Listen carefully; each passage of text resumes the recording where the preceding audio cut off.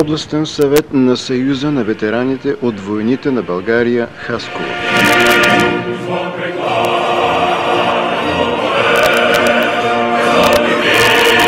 Сценарист Стефан Георгиев Байрактаров.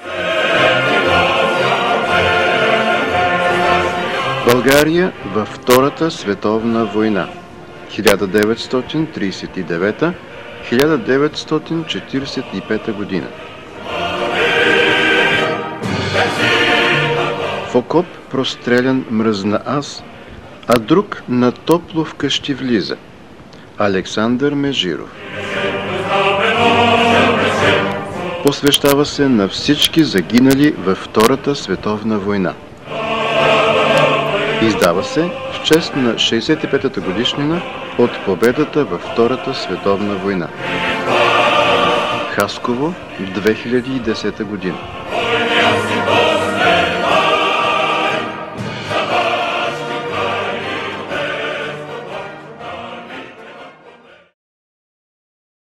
Изключителен факт е създаването през този период на български партизански части по територията на Сърбия, Македония и Гърция. Войнишки партизански батальон Христо Ботев. На 14 декември 1943 г. войниците на 1-15 граничен подучастък със своя командир подпоручик Дичо Петров преминават на страната на партизаните. Дичо Петров успява да спечели доверието на своите войници с бащинските си грижи към тях. Опознава основно личния състав, работи диференцирано всеки един от тях и изгражда свой актив от самишленици. Свързва се с хора от село Конско и град Гевгели и чрез тях през пролетта на 1943 г.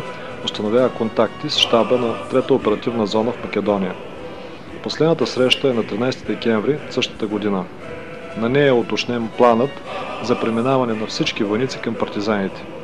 Формирането и първите бойни успехи на батальон Христо Ботев бележат началото на нов етап в съвместната борба на българския и югославския народи срещу хитлеристските окупатори. Батальона обаче много скоро поема самостоятелно пътя към България, свързва се с трънските партизани и на 25 февруари 1944 г. заедно с тях поема партизанските пътища из родните планини. Войнишки партизански батальон Интернационален. Интернационалният войнишки партизански батальон е създаден на 15 април 1944 г. В главния щаб на сръбската партизанска армия се събират българи, намиращи се на територията на източна Босна, западна Сърбия и северната част на Черна гора. В основата му са български войници от гарнизона Фариле, избягали от окупационния корпус и преминали на страната на партизаните. На 15 април, след обяд, в присъствието на председателя на Нова Щерьо Атанасов и главния щаб се решава да се формира интернационален войнишки батальон, който да включи 27 българи, 30 югославяни, 5 руснаци, има и италианци и немци.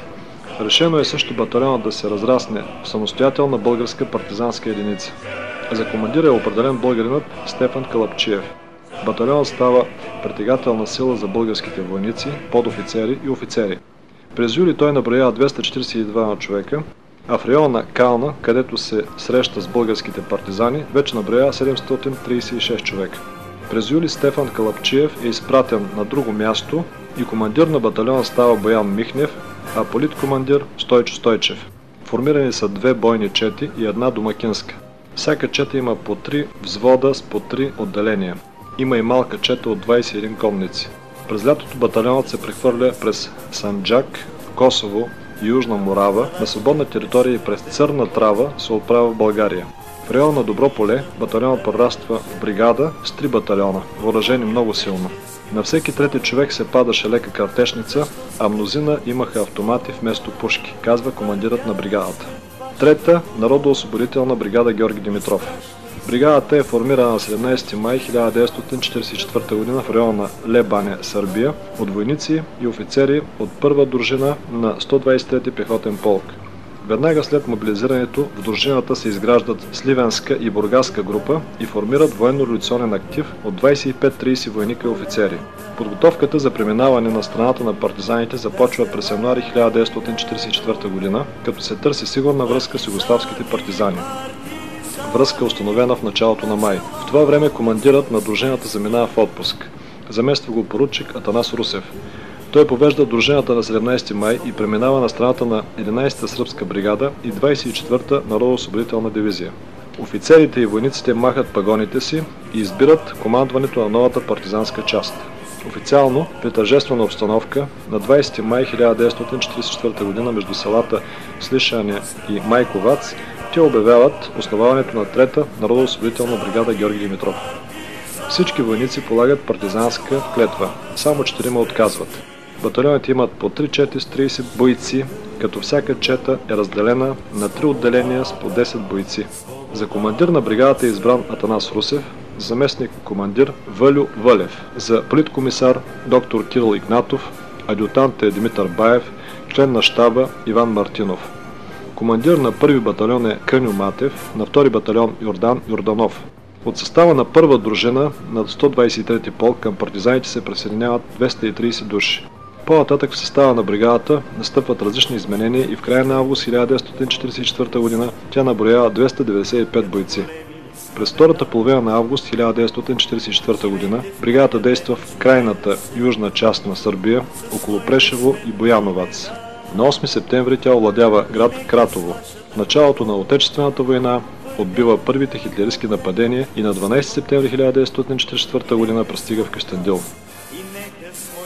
Войнишки партизански батальон Димитър Благоев, съставен от български войници от първа 53-та дружина, дислоцирана в град Ниш. На 28 юни 1944 г. дружината е изпратена срещу югославските партизани.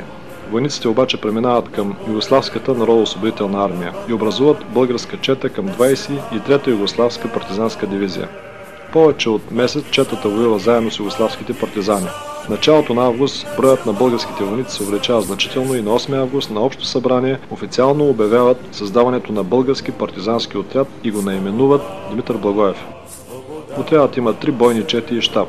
За командир е определен Йордан Тенев Златев, политкомисар е доктор Тодор Захариев, заместник политкомисар Петко Ненковски, началник щаб и заместник командир Атанас Григоров Димитров и интендант Никола Манолов Ангелов.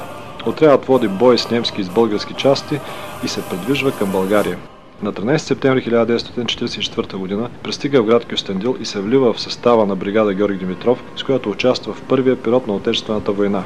Личният състав на партизанския войнишки батальон Димитър Благоев в последните дни достига до 270 души. Войнишки партизански батальон Петко на Петов.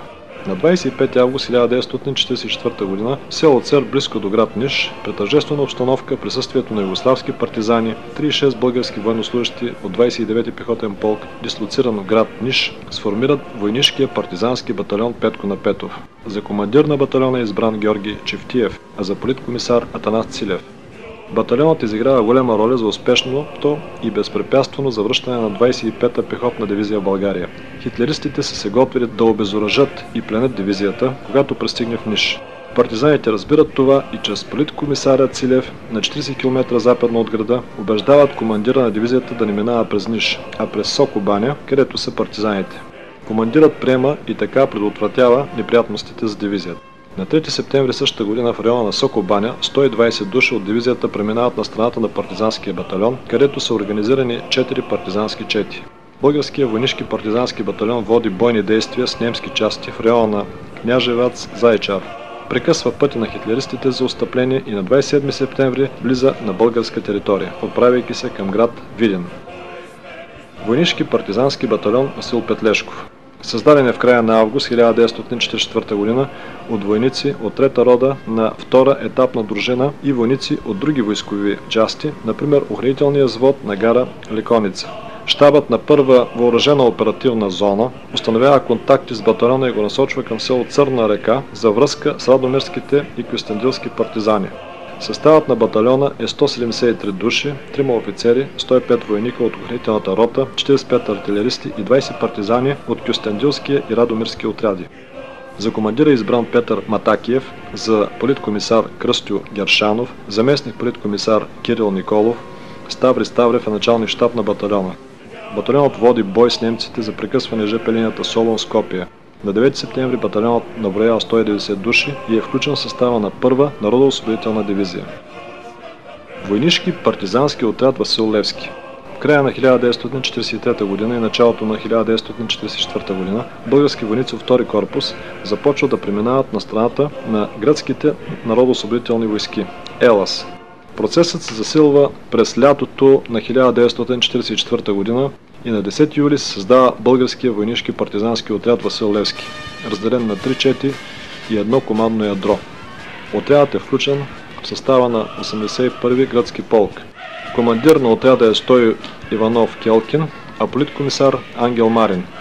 Към българския отряд проявява интерес англо-американската мисия в област Еврос. Партизанският отряд участва в борбата за освобождаване на така наречената неутрална зона, а на 9 септември влиза в района на Ивайловград. Партизански батальон Васил Коларов. Формиран е на 27 август 1944 г. от български политически затворници, избягали от Скопския затвор. Бягството става със съдействието на българските войници от охраната на затвора. Най-напред батальонът се присъединява към 3-та ударна македонска бригада, а след това действа с 8-ма Прешевска бригада в района на Куманово, Щип и Кратово. На 11 септември 1944 г. батальонът влиза в Кюстендил. В околностите на град Кукуш се появява български отряд от 21 войника. В района на Круша планина, Бласица и Кожух планина действа български батальон с около 60 войника с командир Филип Петров. Друга група от около 40 войника отива при сръбските партизани и заедно с тях воюва до декември 1944 г. Българският офицер, който ги е водил, е използван в щаба на сръбската бригада като военен специалист, също до края на декември 1944 г. В спомените си Кръстю Пешев Крачунов разказва за неизвестен и недостатъчно изяснен случай, подобен на този с поделението на Дичо Петров, но станал преди него. На 11-12 октомври 1943 г. войниците на 3-14 граничен подучастък в село Конопище, Кавадарско, преминали на страната на партизаните, формирали една чета от около 40 души. Народоосвободителната въстаническа армия на България. Съюзник на съюзниците от антихитлеристката коалиция 1941-1944 година. Нова като организирана въоръжена сила, съществувала и действала едновременно с редовната наборна войска в България по време на Втората световна война, има определено място в стратегическите планове на страните от съюзническата Атлантическа антихитлеристка коалиция. На 1 март 1941 година обаче правителството включва България във войната на страната на хитлеристка Германия. Съветското правителство веднага реагира. Още на 3 март нота протестира срещу предоставянето на територията ни на чужди войски.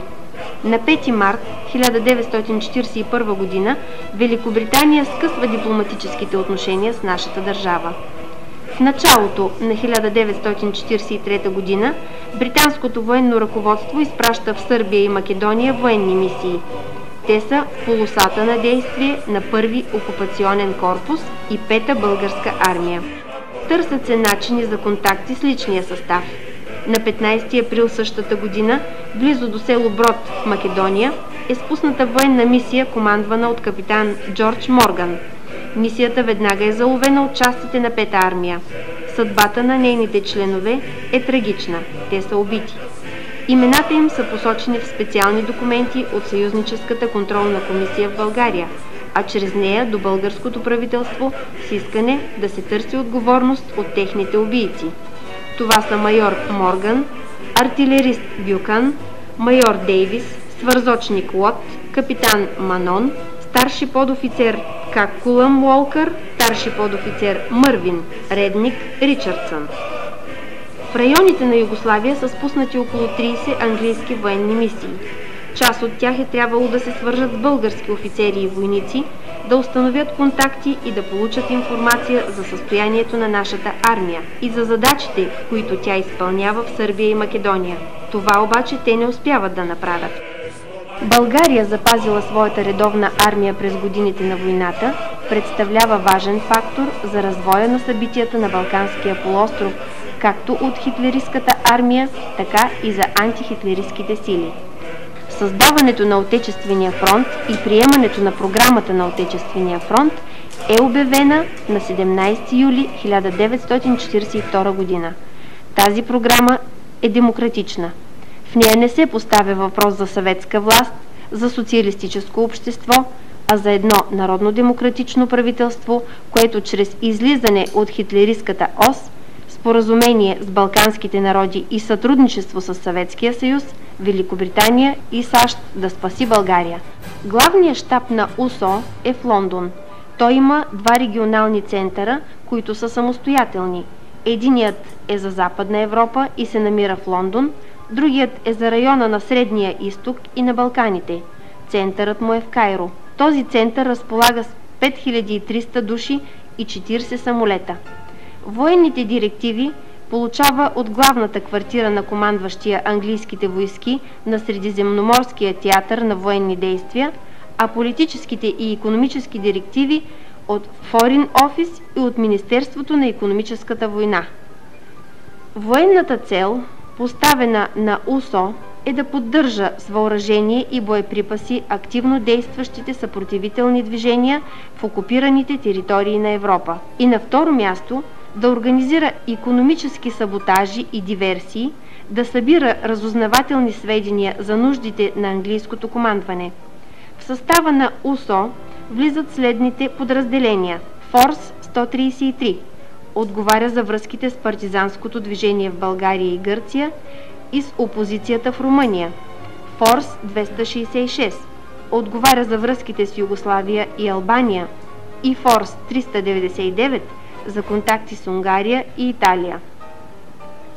Общо с разузнавателна дейност на Балканския полуостров се занимават около 30 военни мисии, ръководени от английски офицери. Те осигуряват връзка, организират снабдяването с оръжие, боеприпаси, медикаменти и пари и преди всичко извършват наблюдение и събират информация за оперативната обстановка. По този начин Великобритания има възможност да влияе върху ръководителите на съпротивата в балканските страни.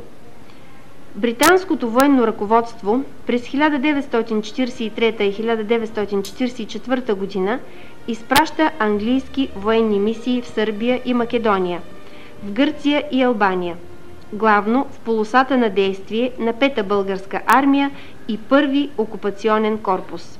Задачите на мисиите са да разузнават за възможностите на нашата армия, да разстройват комуникациите, да установяват контакти с български офицери и да търсят контакти с българското съпротивително движение, особено с войнишките партизански части.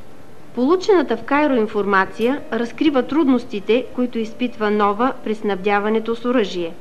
В УСО решават в началото на 1944 година да подпомогнат българските партизани с оръжие, боеприпаси, медикаменти, храни и облекло. За осигуряване на пряка радиовръзка с ръководството на Нова и с задача да уреди снабдяването на партизанското движение на българска територия е изпратен капитан, по-късно майор Франк Томпсън.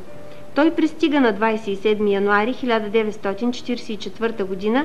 с британски самолет. Заедно с него с парашути са спуснати оръжие, боеприпаси, храни и медикаменти. След консултации с главния щаб на Нова е решено да се доставят по въздуха контейнери с въоръжение и боеприпаси в районите на София, Карлово, Пещера и Разлог. Предвидено е през първите няколко месеца на 1944 година да бъдат доставени 7500 пушки, 4000 гранати, 1000 автомата, 200 леки минохвъргачки, 100 противотанкови пушки, 3,5 милиона патрони, 18 тона експлозиви и подривни принадлежности към тях и 2000 чифта обувки.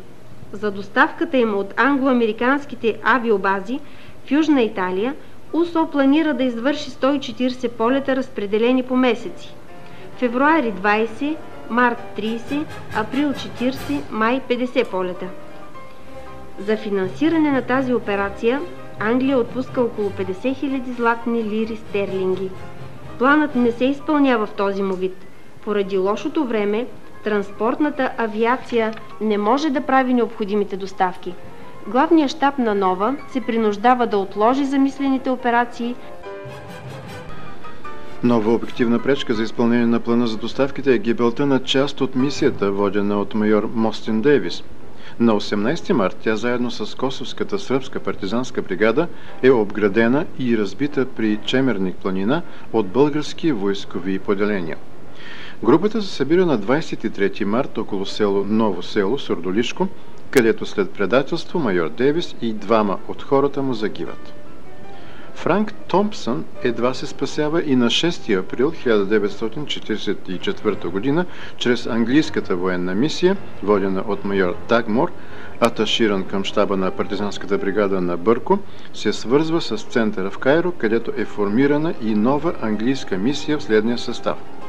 Ръководител майор Франк Томпсън, радист сержант Кенет Скот, сапьор Джон Уолкър и преводач Ник Мървин Монро. В началото на май Франк Томпсън успява да осигури значително количество оръжие, с което се въоръжава първа и втора Софийска партизанска бригада в района на село Кална, Трънско. На 23 май 1944 г. в района на село Батулия бригадата изненадващо е обкръжена и напълно разбита. Тук загива сержант Ник Мървин Монро. Сержант Уолкър се откъсва, но след няколко дни и той загива. Майор Томпсън и Кенет Скот успяват заедно с няколко партизани да разкъсат обръча на блокадата и да излязат от него. Радиостанцията е повредена, шифровите таблици унищожени и те не могат да съобщят в Кайро за положението, в което се намират. На 31 май те попадат на засада и са заловени. 10 дни по-късно майор Томпсън е разстрелян край село Литаково заедно с двама партизани. Въпреки че е бил с английска военна униформа и документи на офицер от английската армия, той не е третиран като военнопленник. От състава на военната мисия жив остава само радистът Кенет Скот, който след войната се завръща в Великобритания и дълго време живее близо до Лондон. Франк Томпсън е роден на 17 август 1920 г. в Индия, където баща му е на работа. Още когато е дете, семейството му се завръща в Англия и се установява в град Оксфорд. Майката на Франк е от известна американска мисионерска фамилия, много популярна в Сирия и Ливан. Дядо му по майчина линия е автор на книгата «53 години в Сирия». Бащата на Франк е известен поет и историк. През януари със самолет е спуснат в Македония и се присъединява към английската военна мисия на майор Дейвис. Вера Начева, партизанка в партизанската бригада, в която е групата на Томпсън и има лични впечатления от него, пише: капитан Томпсън беше висок, слаб, със светли очи и одухотворени черти. Разговаряше бавно, съсредоточено, сериозен и задълбочен не според годините си. Беше на 23-24 години, предал или приел последната радиограма. Достойно посрещна гибелта си. За разпита в Литаково разказва присъствалият там Любомир Тодоров, заловен партизанин. Пръв говори Томпсън. Той каза приблизително следното: това тук не е съд, а само разправа. Ние сме английски офицери, попаднали в плен. И ако трябва да бъдем съдени, това трябва да се извърши от редовен военен съд. Ние не сме виновни. Ние не воюваме срещу българския народ. А защо съм тук и какво сме вършили, ще отговаряме пред редовен военен съд. Няколко години по-късно Георги Димитров пише до майка му Теодосия Томпсън: моля ви да приемете уверенията ми, че българският народ се гордее с Франк Томпсън и с неговата благородна майка, която е могла да роди такъв героичен борец за истинска свобода. България през 1944 година. Положението на България през 1944 година е много тревожно. Решенията на Техеранската конференция и главно определянето на времето и мястото за откриване на Втория фронт рефлектират непосредствено у нас и особено върху българското правителство. Съветското правителство и правителството на Великобритания предупреждават категорично България да спре да оказва помощ на Германия. През януари 1944 година е връчена съветска нота, която настоява да се прекрати строителството във Варна на военни съдове за Германия. Това е началото на една дипломатическа офанзива, която оказва влияние в България. В следващите ноти се настоява да се прекрати използването на българската територия, на пристанищата и летищата, като база за хитлеристите против съветската страна. След това се иска възстановяване на закритите консулства във Варна и за откриване на консулства в Бургас и Русе и накрая за решително скъсване с хитлеристка Германия. Този процес се засилва през пролетта, когато съветските войски са в Румъния. Ноти са изпратени на 17 и 26 април, на 9 и 18 май. В знак на предупреждение е отзован и пълномощният министър Кирсанов. На 4 септември 1944 г. в щаба на армията пристига тревожно и страшно съобщение. Щабът на първи корпус, заедно с командващия, е пленен от германските части. Наши части са обезоръжавани в Битоля. Цял полк е обграден от германски войски и му е даден ултиматум да сдаде оръжието си и да се предаде. Командирът на полка, полковник Дренски, оставен в неизвестност, е изненадан, събира офицерите, освобождава ги от клетвата и се самоубива. На 1 септември 1944 г. правителството на Багрянов подава оставка. Формиран е кабинет с министър-председател Константин Муравиев. Затова в 19 часа на 5 септември Вячеслав Молотов, министър на външните работи на Съветския съюз, по поръчение на съветското правителство, връчва на българския посланник в Съветския съюз Стаменов нота със следното съдържание. Повече от 3 години България фактически помагаше на Германия във войната против Съветския съюз. Съветското правителство държеше сметка за това, че малката страна България не е в състояние да се съпротивлява на мощните въоръжени сили на Германия в това време, когато Германия държеше такова положение. Съветското правителство търпеше и това, когато българските управляващи кръгове помагаха на германците да се евакуират из Крим и да спасят остатъците на разбитите в южната част на Съветския съюз германски войски. Обаче през лятото на тази година настъпи силна криза в състоянието на германските въоръжени сили. Взети в клещи от съветските войски от изток и от съюзните войски на запад, които дебаркираха във Франция, Германия се оказа в катастрофално положение и нейните въоръжени сили, разбити напълно, са принудени да отстъпват по всички фронтове. Германия окончателно изгуби Италия. Германия изгуби Франция. След това от Германия отпадна Румъния. Отпадна даже такава малка страна като Финландия, защото тя вижда, че продължаването на приятелските отношения с Германия води страната към гибел. Участта на Германия е решена. Германия окончателно изгуби войната. При такъв обрат на работите можеше да се очаква, че България ще се реши да използва благоприятния момент и след Румъния и Финландия да се откаже от прогерманската политика. Ще скъса с Германия и ще се присъедини към антихитлеровската коалиция на демократичните страни. Въпреки това, българското правителство и сега се отказва да скъса с Германия. Провежда политика на тъй наречения неутралитет, по силата на който то продължава да оказва пряка помощ на Германия против Съветския съюз, спасявайки нейните отстъпващи сили от преследването на Червената армия и давайки им база на българска територия, за да създадат ново огнище на съпротива от страна на Германия против силите на антигерманската коалиция, както на суша, тъй и по море.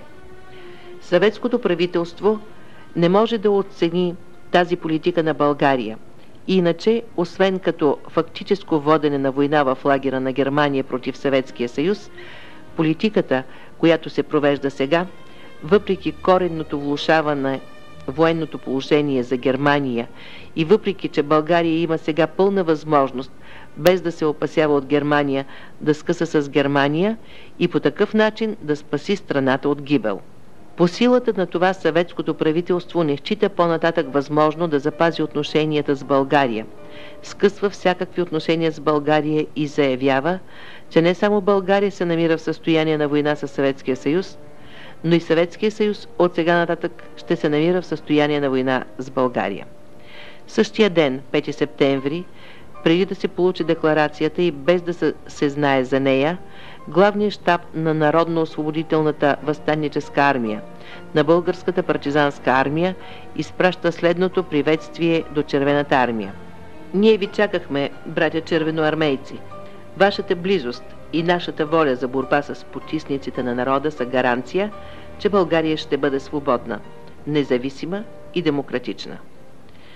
Въпреки обявената война, командващия Трети Украински фронт маршал Толбухин излиза с обращение към българския народ, което е разпръснато с самолети из цялата страна. В него се съобщава, че Червената армия няма намерение да воюва с българския народ и неговата армия, тъй като тя счита българския народ за братски народ. Червената армия има една задача – да разбие немците и да ускори срока за настъпването на всеобщ мир. На 6 септември 1944 година правителството на Муравиев приема решение българската армия да не води бойни действия срещу съветската армия и да обяви война на хитлеристка Германия. Това решение е обявено на 8 септември същата година. Присъствие на войскови части не беше открито. Маршал Толбухин заповядва войските да изпратят напред предни отряди. Не мина и половин час и командващият 57-ма армия доложи, че една от пехотните дивизии на българската армия, строена на шосето, посрещнала нашите части с развети червени знамена и тържествена музика. Аз позваних веднага във Върховното главно командване. Сталин каза: всичкото оръжие в българските войски да си остане от тях. Нека се занимават с обикновените си работи и да чакат заповедта на своето правителство. В 2 часа и 15 минути след полунощ на 9 септември 1944 година революционните сили на Отечествения фронт и техния главен щаб, заедно с присъединилите се към тях части на българската войска, започват за вземането на властта в София. По предварителна договореност, софийската полиция мълчаливо наблюдава раждането на новата власт. В 6 часа и 25 минути по националното радио Кимон Георгиев прочита прокламация към българския народ от името на новото правителство на Отечествения фронт. Определени са новите регенти на малолетния български цар. Разпуснато е 25-то обикновено народно събрание. Потвърдено е обявяването на война на Хитлерова Германия, направено на 8 септември от правителството на Муравиев. Отправена е молба до съветското правителство да започне преговори за сключване на примирие, подписано на 28 октомври 1944 година. Отечественият фронт свиква митинг в 15 часа пред сградата на съветското посолство в София. Митингът е грандиозен. Митинги се провеждат из цялата страна. По пътищата, по които трябваше да премине Червената армия, при влизането във всяко градче и село бяха издигнати триумфални арки, обвити в цветя и лозунги: „Добре дошли, наши освободители!“ Населението на всяко градче и село от ранни зори излизаше по тези пътища с хранителни продукти в кошници и бухчи, разполагаше се край пътя и по няколко дни очакваше идването на частите на Червената армия. С завземането на политическата власт на 9 септември и образуването на правителството на Отечествения фронт, положението у нас коренно се променя.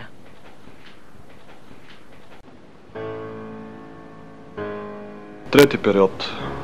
Той се характеризира с участието на българската държава във войната против хитлеристка Германия на страната на Атлантическата антихитлеристка коалиция. Българската армия оказва непосредствена помощ за освобождението на Югославия, Унгария и Австрия. И с това даде своя принос за завършването на Втората световна война с победа за Обединените народи. България излезе от международната изолация, в която се намираше, и най-важното – защити своята териториална цялост, като предотврати поредната национална катастрофа. Българската държава във война с хитлеристка Германия. Правителството на Константин Муравиев, макар и късно, обяви война на хитлеристка Германия и още на 9 септември 1944 г. българската армия започна бойни действия с хитлеристските войски в районите на Ксанти, Серес, Прилеп, Шип, Куманово и на други места в Гърция, Македония и Сърбия. Тези боеве продължиха до 20 септември 1944 г. На 10 и 11 септември български войскови части и доброволци водят бой с германски войски на проходите Връшка Чука и ДВ Баир, а на 12 и 13 септември в района на град Кула. Участието във войната обаче е ограничено в границите на България и в областите, които хитлеристка Германия беше предоставила за обслужване. Хитлеристите се изтеглят от България и от споменатите райони и фактически обявената война остава ограничена, без да може да се реализира, което пак оставя страната ни в досегашната изолация. Българска делегация в състава на Димитър Ганев, професор Димитър Михалчев, Кирил Станчев и Рачо Славков се среща с командването на Трети Украински фронт с предложение за прекратяване на състоянието на война с Съветския съюз. Тук е поставен и въпрос за участието ни във войната на страната на Атлантическата коалиция. Съветското правителство приема, но предупреждава, че те не са сами и проблемът ще се обсъди с коалиционните партньори. На 15 септември 1944 г. Обединение планира щаб за военно-политическата обстановка в Южните Балкани, предоставя доклад, в който анализира съотношението на силите на Балканите, като за българското участие в войната е казано: предоставянето на България на права на съвоюваща страна би било в непосредствено противоречие с желанията и интересите на един от нашите най-твърди съюзници и вероятно би имало обратен ефект за непосредствените условия на гърците, както в, така и извън Гърция. Нещо повече. Нашите дългосрочни стратегически интереси налагат да останем в приятелски отношения с гърците и на българите да не бъде дадена възможност или извинение за оставането им по бреговете на Егейско море. Югославяните, особено сърбите, също може да създадат трудности, ако българите бъдат приети за съвоюващи. В заключение се посочва: активното участие на България едва ли ще има особена стойност за ускоряване разгрома на Германия, но чувстваме, че отвърляйки руските намерения, не можем и да твърдим, че това участие е без стойност. Не са необходими руско-български операции на гръцка територия. В условията на примирието не трябва да се споменава за съвоюващата страна или за използването на български войски на страната на съюзниците. Ние, американците, би трябвало да участваме в съюзната контролна комисия и нашите представители не би трябвало да бъдат само наблюдатели, както в случая с Румъния. Югославия и Гърция имат претенции към България. Те търсят отговорност за действията на българските части и българската администрация на тяхна територия от 1941 до септември 1944 година. Искат репарации, в това число българска територия, и то значителна. Гърция иска почти целите Родопи. Претенции за финансови вземания от България проявяват още Франция, Швейцария, Италия, Австрия, Холандия, Белгия, Швеция, САЩ, Чехословакия и Полша. По-късно Чехословакия и Полша се отказват. Франция иска 21 милиарда френски франка. Поредната национална катастрофа е на дневен ред. Състоянието на война между Съветския съюз и България е прекратено още на 9 септември 1944 година. Преговорите по българското предложение държавата да участва в войната на страната на Атлантическата коалиция срещу хитлеристка Германия завършва с приемане или съгласие на съветското правителство, като българската армия бъде в оперативно подчинение на Трети Украински фронт. Започва и подготовка на армията за това. Позицията на съветското ръководство е положителна, но тя не е достатъчна. За да бъде призната България за съвоюваща, трябва да има съгласие на останалите съюзници в коалицията. Затова дипломатическата дейност продължава на различни нива. Новото правителство започва подготовка за участие във войната още на 9 септември 1944 година. Паралелно с тази подготовка, българската армия води бойни действия срещу хитлеристските войски главно в Македония и Сърбия. Много показателни са документите на немските войскови командири от това време. Георги Димитров заявява: ние трябва твърдо да знаем, че бъдещето на нашата страна ще зависи преди всичко от ония реален принос, който сега като народ и държава ще прибавим към общите военни усилия за час по-скорошното разгромяване на фашистска Германия, за час по-скорошното завършване на войната. На 16 септември 1944 г. маршал Толбухин с писмо уведомява, че те приемат българската армия да участва в бойните действия съвместно с съветската армия, като подчертава необходимостта от оперативно подчинение на българските части на съветското командване. На 19 септември 1944 г. българското правителство упълномощава Петко Тодоров да влезе във връзка с Тито, за да се уточни съдействието на българската армия в Юнов. На 24 септември командването на БНА отправя писмен акт до Върховния щаб на Юнов, в който е изложен план за участие в освобождаването на Югославия. На 25 и 27 септември 1944 г. в Москва се провеждат разговори между Георги Димитров и Йосип Брос Тито. Стига се до следната договореност: българските войскови части във Вардарска Македония да се сражават съвместно с югославските части против хитлеристите. Те запазват своята самостоятелност и имат връзка с главното командване на българската армия. Българското правителство ще има своята военна мисия във Върховния щаб и специален военен представител при щаба на Югославската народно-освободителна войска във Вардарска Македония. Разоръжаването на българските части е прекратено след завземането на властта от правителството на Отечествения фронт. По предложение на Тито се договарят българска правителствена делегация да замине за Крайова, за да преговаря с Югославския национален комитет. Тези разговори са необходими за двете страни. Срещата се провежда и на 5 октомври 1944 г. е подписано споразумение между правителствените делегации на България и Югославия за военно сътрудничество между БНА и ЮНОФ, борбата срещу общия неприятел, и е разрешено на българските войски да действат на югославска територия. На среща в Крайова генерал-полковник Беризов запознава двете делегации с плана на Белградската операция. Тук в Крайова се постига съгласие и по военното сътрудничество между България и Югославия. Договорено е българската армия да е около 200 000 бойци и България да окаже стопанска помощ на Югославия. Съществено значение за участието на България във войната имаше и регулирането на отношенията ни с Гърция. Положението в Гърция е сложно. Германските войски се оттеглят оттам, а английското командване се готви да настани свои войски. Преговорите с гърците, макар и продължителни и трудни, завършват с подписване на протокол и уреждане на всички граждански и военни проблеми. За положението на Балканите и на балканските страни от 9 до 12 октомври в Москва се водят преговори между Съветския съюз, Англия и САЩ. Преговорите за примирие с България се водят също в Москва на високо равнище от 26 до 28 октомври. Българската делегация в състав: професор Петко Стайнов, министър на външните работи, Добри Терпешев, министър без портфейл, Никола Петков, министър без портфейл, професор Петко Стоянов, министър на финансите, генерал Георги Попов, професор Димитър Михалчев, пълномощен министър, полковник Антонов, директор на гражданската мобилизация, Крум Кюлявков, секретар на делегацията, Анна Каменова, писателка, капитан Любен Панов, адютант. Съглашението за примирие между правителството на Обединеното кралство, Съединените американски щати и Съюза на съветските социалистически републики от една страна и правителството на България от друга е подписано на 28 октомври 1944 г. По силата на член 18 от споразумението България ще действа съюзна контролна комисия, която ще регулира и следи изпълнението на условията за примирие. Споразумението е първият документ от подобен характер. Клаузите на споразумението извеждат България от международна изолация, определят условията, при които България реално може да се включи във войната срещу хитлеристка Германия. Определят условията, при които на българска територия ще се установят части на Атлантическата коалиция до завършване на войната. Общите щети на България от връзките с Германия през Втората световна война до 9 септември 1944 г. възлизат на повече от 70 милиарда лева.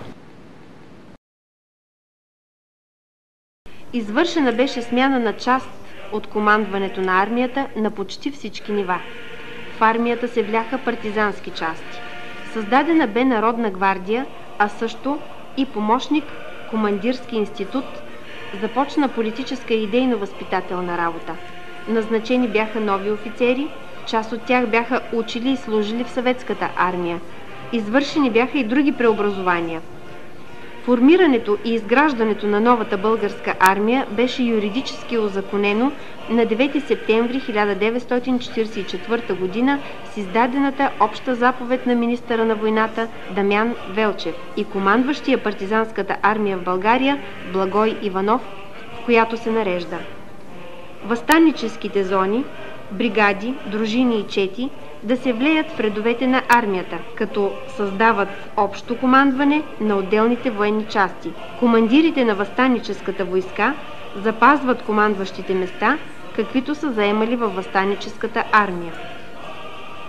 За по-голяма организираност на следващия ден, 10 септември 1944 г., Министерския съвет с протокол 176 взема решение: от състава на въстаническите отряди и народната милиция се формира Народна гвардия, която се поставя под ръководството на Министерството на войната.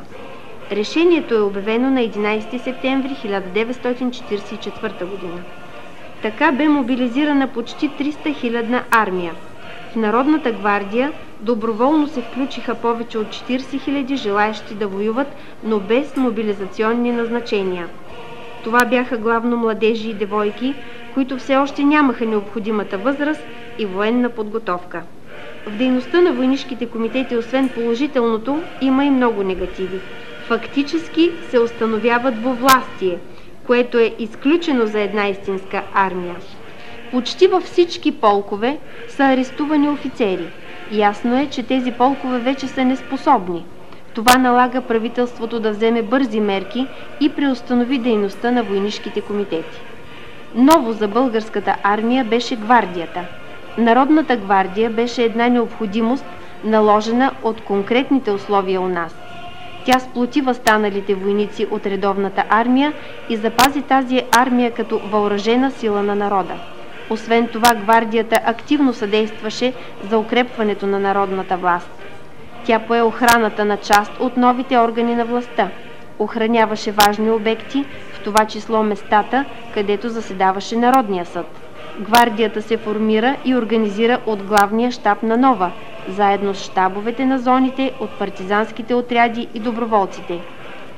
Тавният щаб определи къде, какви гвардейски поделения да се създадат и към кого да се присъединят. Уточни техния организационен състав, грижеше се за окомплектоването, обучението и възпитанието на гвардейците. Затова, въз основа на правителствено решение номер 176 от 10 септември 1944 г., началник щабът на Нова излиза със специални указания номер 426 за формирането на гвардейските роти и доброволчески чети. В тях се посочва, че: първо, гвардейските роти се формират към всеки пехотен, артилерийски, инженерен, конен и противовъздушен полк от бившите партизани и доброволците, които са постъпили при тях до 19 септември 1944 г., като правило служили във войската. Второ, съставът на гвардейските роти е според щатовете на военно време за ударна пехотна рота. Трето, гвардейските роти влизат в пълно подчинение на командирите на частите, като запазват имената на отрядите или бригадите, от които са формирани, и своя началнически състав. Четвърто, гвардейските роти носят установената войнишка униформа и значка. В състава на гвардията се създават и доброволчески части от онези, които не подлежат на мобилизация, като мъже от 17 до 20 и от 50 до 60 години и жени от 17 до 45 години. Основната част на доброволците се приема до 5 октомври 1944 година. След тази дата приемането е много ограничено поради липса на достатъчно облекло и оръжие. Доброволците формират взводове, роти и дружини. За командири на същите се назначават подходящи офицери, избрани със съдействието на помощник-командирите. Девойките се обособяват в отделни взводове със свои командири. Там, където няма подходящи, се назначават за командири мъже. По решение на правителството трябваше да се приемат 20 000 доброволци за всички дивизионни области. Доброволците, които не са служили в армията, се считаха за редовни войници, постъпили преди набора си, и по-късно се вливат в редовната армия. Комендантите на ВОЗ се явяват началници на гвардейските части в областта и се намесват активно в изграждането им, проявяват грижа за тяхното обучение и възпитание. В края на октомври има 8 гвардейски дружини, 87 гвардейски роти и 7 гвардейски артилерийски батареи с личен състав. Гвардейци 15 325 и доброволци 9041. Или всичко гвардейци и доброволци, които по същество също са гвардейци, 24 339. От тях на фронта заминават 5436, а във вътрешността на страната остават 18 903. Освен това има и 2 самостоятелни гвардейски формирования, една гвардейска дивизия и 1 гвардейски полк. Гвардейската дивизия беше формирана от Първа народоосвободителна партизанска дивизия. След 9 септември 1944 г. Първа народоосвободителна въстаническа дивизия беше реорганизирана в Първа пехотна гвардейска дивизия и попълнена по щатовете за пехотна дивизия и състав. Първи пехотен гвардейски полк, разположен в град Брезник, формиран от Първа и Втора народоосвободителни въстанически бригади, наброяващ 1253 човека. Втори пехотен гвардейски полк, разположен в град Радомир, формиран от Трета народоосвободителна бригада и доброволци от Радомирска и Пернишка околии, наброяващ 1311 човека. Трети пехотен гвардейски полк, разположен в град Станке Димитров, формиран от Дупнишкия партизански отряд Коста Петров и доброволци от околията, наброяващ 1800 човека. Друго самостоятелно гвардейско поделение беше 13-ти пехотен гвардейски полк, дислоциран в град Кюстендил и наброяващ 1786 човека, създаден от 3-та народоосвободителна въстаническа бригада Георги Димитров, Кюстендилския партизански отряд Димитър Каляшки и 13-та пехотна допълваща дружина в Кюстендил. На фронта участва една дружина от 360 човека. Така у нас имаше 33 250 гвардейци, които със своята съзнателност, себеотрицание, героизъм и готовност за саможертва оказаха голямо влияние върху войнишката маса. В гвардейските части всяка вечер се чете колективно пресата. Четат се и се обсъждат книги, гледат се и се обсъждат филми. Провеждат се литературно-музикални вечери, издават се стен-вестници, организират се живи вестници. Формират се хорови, театрални и други състави, четат се писма от фронта. Народната гвардия беше създадена в 9-септемврийските дни, за да изпълни определени задачи. И когато обстановката се измени, народната власт укрепна. Укрепна народната армия, отпадна необходимостта от специална въоръжена сила, каквато беше гвардията. Правителството реши в края на първия период от войната по-възрастните гвардейци да бъдат освободени. А в края на войната бяха освободени всички запасни, включително и тези от набор 1922 година. Гвардейските полкове останаха с по една гвардейска дружина. Гвардейската дивизия се сля с първа пехотна дивизия и се сформира първа пехотна гвардейска дивизия. На българо-югославската граница бяха съсредоточени 3 български армии в състав 271 977 човека. Задачите им бяха: Втора армия да настъпва в направление Пирот-Ниш, Първа армия в направление Кюстендил-Скопие и Четвърта армия в направление Горна Джумая, Велес, Скопие, да унищожат противника и навлязат в долините на реките Морава и Вардар. Освен това, българската армия трябваше да разгроми резервите на противника, съсредоточени в Косово. В тези граници театърът на военните действия на българската армия имаше широчина 250-300 км, дълбочина 150-250 км и площ 55-60 хиляди квадратни километра, от които около 20 хиляди квадратни километра заема районът за съсредоточаване. Изпълнявайки поставените задачи, армията ни в продължение на 2 месеца, октомври и ноември, проведе на територията на Югославия 4 успешни настъпателни операции – Нишката, Косовската, Страцино-Кумановската и Брегалнишко-Струмската, и нанесе на противника значителни човешки и материални загуби. Много свидни жертви даде и нашата армия. През този първи период на войната са убити 5692 войници и офицери, 12501 са ранени. В края на месец ноември 1944 година, след изпълнение на поставените задачи, българското правителство изрази готовност да участва и по-нататък във войната до пълния разгром на хитлеристка Германия. След проведените преговори бе решено за по-нататъчно участие на България във войната да се формира една армия. През декември бе формирана първа българска армия в състав около 130 000 души. Армията имаше 6 съединения, дивизии и армейски части. За командващ армията бе назначен генерал-лейтенант Владимир Стойчев, за помощник командир полковник Щерьо Атанасов, а за началник щаба полковник Георги Николов, а от януари 1945 година полковник Петър Хаджииванов.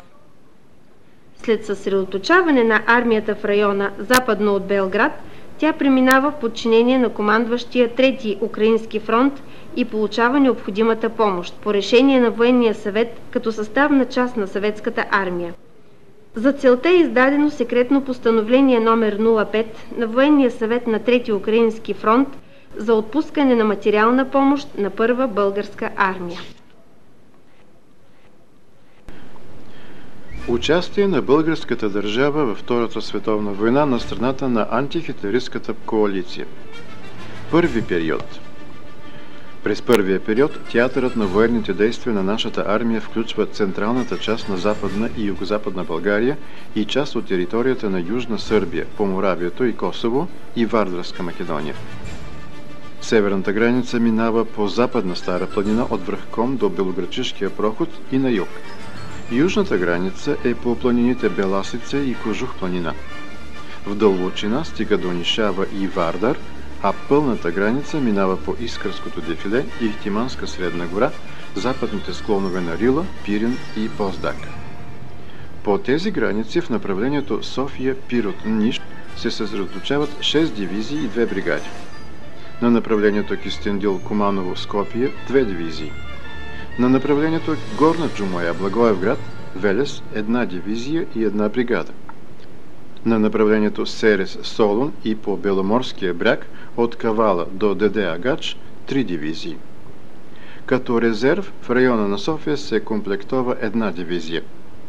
От 5 октомври 1944 г. е доуточнена общата задача на българската армия, т.е. да настъпи в Южна Сърбия и във Вардарска Македония, да навлезе в долините на реките Морава и Вардар, без да овладява Ниш и Скопие. По-късно да настъпи в направление Косовска Митровица, Дяково, Призрен, Прищина. Дълбочината на задачата вече достига 230-250 км. Главната задача на българската армия е да разгроми първоешалонните сили на хитлеристската групировка Сърбия и част от силите на групите армии Е, оттеглящи се от Гърция, и да овладее линията Ниш-Враня, Скопия-Велес. Към 1 октомври 1944 г. общата численост на армията достигна 454 653 души и 104 104 коня. Освен това, в частите постъпват над 20 000 гвардейци и доброволци, с което общата численост на армията достига 474 000 души. Черноморският ни флот имаше 4 торпедоносни кораба, 7 торпедни лодки, 2 стражеви и 2 заградителни кораба и 2 заградителни лодки. Дунавската флотилия имаше 2 патрулни и 11 миночистачни кораба и 1 миночистачен полудивизион. През месец септември 1944 г. съветската армия започва непосредствена подготовка за настъпление към Будапеща и Белград. Трети украински фронт към 20 септември започна подготовка за Белградската операция. Вечерта на 27 септември предните отряди на 57-ма съветска армия, 68-ми стрелкови корпус, след като са изминали за няколко дни 500 км марш, достигат българо-югославската граница. 57-ма армия имаше задача да настъпи от движение в югославска територия, без да чака развръщането на всички сили. От първа армейска група на Югославската народно-освободителна войска участват 6 дивизии. Штурмуването на Белград започва на 14 октомври 1944 г. До 19 октомври съпротивата на противника е преодоляна и Белград освободен.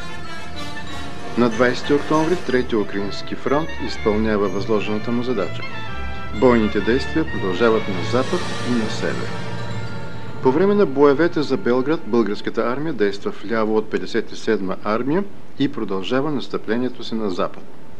На 14 октомври, заедно с силите на 13-ти корпус от Югославската народно-освободителна войска и част от силите на Трети украински фронт, освобождават Ниш. Освобождението на Белград и на Сърбия значително подпомогна довеждането на Будапештенската операция и в последствие и на Виенската операция.